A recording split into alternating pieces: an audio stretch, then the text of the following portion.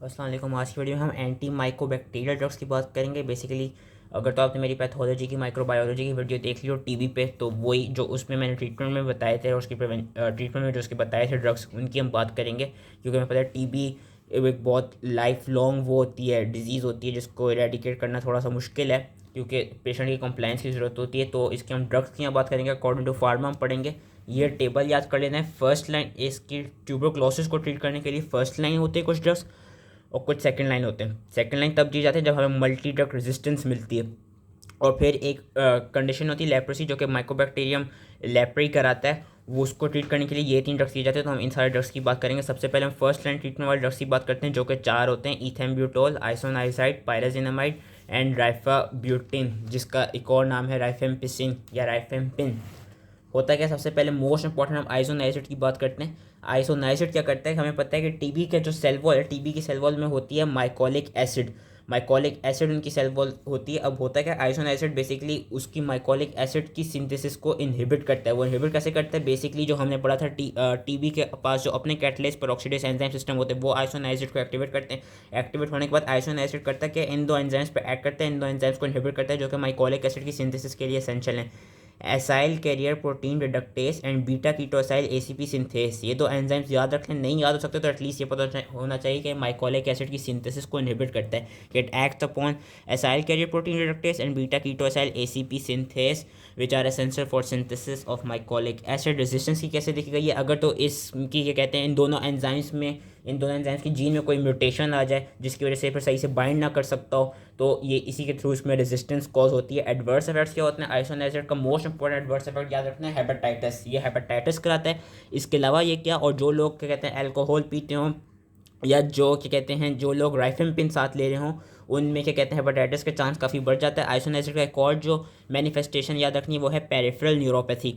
Hepatitis peripheral neuropathy, जिस तरह paresthesia मिलता है हैंड्स एंड फीट्स में, उसके साथ ये पेरोडॉक्सिन डेफिशिएंसी कराते हैं। तो हमको जिन लोगों को हम आइसोनाइजिड दे रहे होंगे, उनको हमने विटामिन B6 देनी होगी, क्योंकि उनमें पायरोडॉक्सिन डेफिशिएंसी हो जाती है। उसके अलावा कुछ CNS के एडवर्स इफेक्ट्स होते हैं, लाइक कन्वल्जन्स एंड सीजर्स, और हाइपर सेंसिटिविटी रिएक्शंस देखे जाते हैं, लाइक रैशेस एंड फीवर। पर मोस्ट इंपॉर्टेंट जो आपने याद रखना है वो है आइसोनाइजिड और पेरिफेरल न्यूरोपैथी और पेरोडॉक्सिन डेफिशिएंसी। उसके बाद हम आते हैं राइफेम्पिन में, जिसका एक और डिफरेंट जो और इसकी फॉर्म्स है, राइफेम्पिन, राइफेम्पिसिन, राइफाब्यूटिन, राइफापेंटिन। राइफेम्पिन जो है, राइफेम्पिन की याद रखना है कि इसके पास बहुत ज़्यादा एंटी माइक्रोबियल स्पेक्ट्रम है। हमने देखा आइसोनाइजिड सिर्फ टीबी के खिलाफ ही इंपॉर्टेंट थी। जो राइफेम्पिन है, rifampin gram positive, gram negative, TB, non tuberculosis, mycobacterium, जिस तरह की कहते हैं जो एटिपिकल टाइप्स आती थी, उन सब के खिलाफ, और जो लेप्रेसी करा रहा होता है उसके खिलाफ भी राइफेम्पिन दी जाती है। राइफेम्पिन का मैकेनिज्म ऑफ एक्शन क्या है, राइफेम्पिन बेसिकली आरएनए की ट्रांसक्रिप्शन ब्लॉक कराती है। कैसे ब्लॉक कराती है, इट इंटरेक्ट्स विद बीटा सब unit of mycobacterial DNA dependent RNA polymerase. ये इसका मैकेनिज्म ऑफ एक्शन है कि जो बीटा सब यूनिट होता है mycobacterial DNA dependent RNA polymerase का, उसको जाके ब्लॉक करती है, जिसकी वजह से आरएनए की ट्रांसक्रिप्शन नहीं हो पाती इसकी। और इसका ये कहते हैं, वही मैंने कहा कि ग्राम पॉजिटिव ग्राम नेगेटिव ऑर्गेनिजम्स को भी ट्रीट करने के लिए, जिस तरह अगर किसी को मेनिंजाइटिस हो गया ड्यू टू हीमोफिलिस इन्फ्लुएंजा, तो उनमें प्रोफाइलेक्टिकली ये दी जाती है। रेजिस्टेंस की कैसी होती है, अगर तो उस एंजाइम में जो कि डीएनए पॉलीमरेज जो एंजाइम है उसमें कोई म्यूटेशन आ जाए। इसका क्या कहते हैं, एक चीज़ जो आपने पेशेंट्स को बतानी होगी कि जब आप ये वाला ड्रग देते हैं राइफेम्पिन, तो राइफेम्पिन में ये देखा जाता है कि जब वो ड्रग दी जाती है उसका एक साइड इफेक्ट कह लें, एडवर्स नहीं, साइड इफेक्ट ये होता है कि आपकी जो सिक्रीशंस होती हैं, जिस तरह यूरिन हो गई, फीसिस हो गई, सलाइवा हो गया, बाइल हो गया, टेयर्स हो गए, वो सबका ऑरेंज रेड कलर आने लग जाता है। तो ये पेशेंट को पहले से बताना होगा कि इसको आपको कहते हैं इस तरह के कुछ साइड इफेक्ट्स मिल सकते हैं। वैसे एडवर्स इफेक्ट्स हमें क्या मिलते हैं, एडवर्स इफेक्ट्स हमें मिलते हैं नोसिया, वॉमिटिंग, रैश, हेपेटाइटिस देखा जाता है अगर तो उसको आइसोनाइजिड के साथ क्या कहते हैं वो ट्रीट किया जा रहा हो, जो कि यूजली ट्रीट किया जा रहा होता है। नोसिया, वॉमिटिंग, रैश याद रखना है, और फ्लू लाइक सिंड्रोम्स होते हैं which is like fever, chills, myalgia which sometimes extend to acute renal failure, hemolytic anemia and shock। पर most important nausea, vomiting, rash है, और जब आइसोनाइजिड के साथ देंगे तो हेपेटाइटिस है। अब एक और जो राइफेमिसिन की फैमिली में से आती है राइफाब्यूटिन। राइफाब्यूटिन क्या, बेसिकली राइफाब्यूटिन उन लोगों को देते हैं जो कि टीबी और एचआईवी के साथ को इन्फेक्टेड हुए में हो, और वो एचआईवी के पेशेंट्स, जो हम एचआईवी के अलग से ड्रग्स पढ़ेंगे कि एचआईवी को प्रोटीज इनहिबिटर्स और non nucleoside reverse transcriptase inhibitors दिए जाते हैं, तो उन पेशेंट्स को जिनमें एचआईवी भी और टीबी है उनको राइफाब्यूटिन दी जाती है। उसमें उसके एडवर्स इफेक्ट्स क्या हैं, यूवियाइटिस, स्किन हाइपरपिगमेंटेशन और न्यूट्रोपीनिया। और राइफापेंटिन, ये का राइफापेंटिन भी राइफेम्पिन की तरह ही, लेकिन इसकी जो हाफ लाइफ होती है वो कंसिडरेबली ज़्यादा लॉन्ग होती है। पायराजिनामाइड एक और ड्रग जो होता है पायराजिनामाइड, ये कि इसका mechanism of action is very unclear, हमें नहीं पता किस तरह एक्ट करता है, पर इसके जो एडवर्स इफेक्ट्स हैं वो ये देखे गए कि ये यूरिक एसिड रिटेंशन कराते हैं which can lead to gouty attack, और ये लिवर टॉक्सिसिटी भी करा सकता है। उसके अलावा ये देखा गया कि पायराजिनामाइड यूजली क्या कहते हैं इसकी जो डोज होती है वो कम होती है, 2 या 3 महीने की दी जाती है, क्योंकि जो क्लिनिकल इफेक्ट्स होते हैं वो हमें इतनी जल्दी मिल जाते हैं इसके यूज़ होने से। इथेम्ब्यूटोल एक और ड्रग, इथेम्ब्यूटोल इज बैक्टीरियोस्टैटिक, इसका याद रखने की ये करता है कि ये भी माइकोलिक एसिड की सिंथेसिस को इनहिबिट कराता है। वो कैसे कराता है? बेसिकली इट इनहिबिट्स एरेबिनोसाइल ट्रांसफेरेज, एक और इंपॉर्टेंट एंजाइम जो कि सेल वॉल की सिंथेसिस के लिए इंपॉर्टेंट होता है।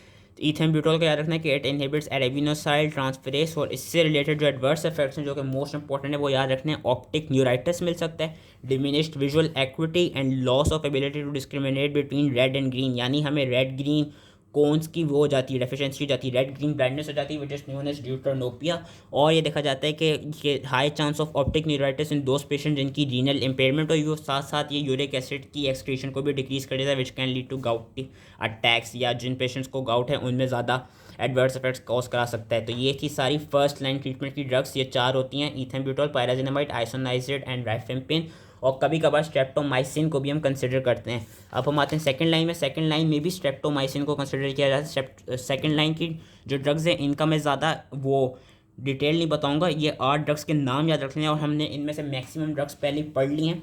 स्ट्रेप्टोमाइसिन क्या, स्ट्रेप्टोमाइसिन हमने पढ़ा था अमाइनोग्लाइकोसाइड है, तो उसकी जो मैकेनिज्म ऑफ एक्शन है वो वही है जो अमाइनोग्लाइकोसाइड का था। और स्ट्रेप्टोमाइसिन का ये कि कुछ ये मैंने ये कहा कि जो भी सेकंड लाइन ट्रीटमेंट है वो हम तब देते हैं जब हमें मल्टी ड्रग रेजिस्टेंस मिलती है माइकोबैक्टीरियम ट्यूबरक्लोसिस के खिलाफ। पैरामाइनोसैलिसाइलिक, बेसिकली इन सब के नाम याद कर लेने आप लोगों ने इन 8 उसके क्लासेस के या इन 8 ड्रग्स के।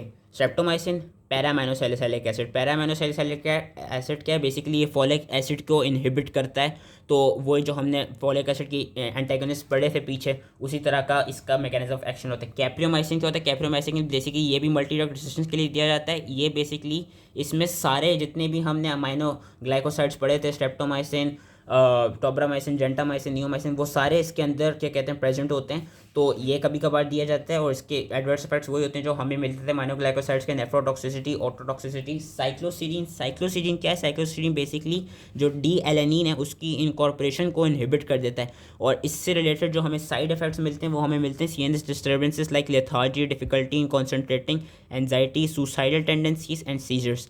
फिर आता है एथियोनामाइड। एथियोनामाइड क्या है, स्ट्रक्चरल एनालॉग है आइसोनाइजिड का, लेकिन जो इसका मैकेनिज्म ऑफ एक्शन है वो आइसोनाइजिड की तरह नहीं होता।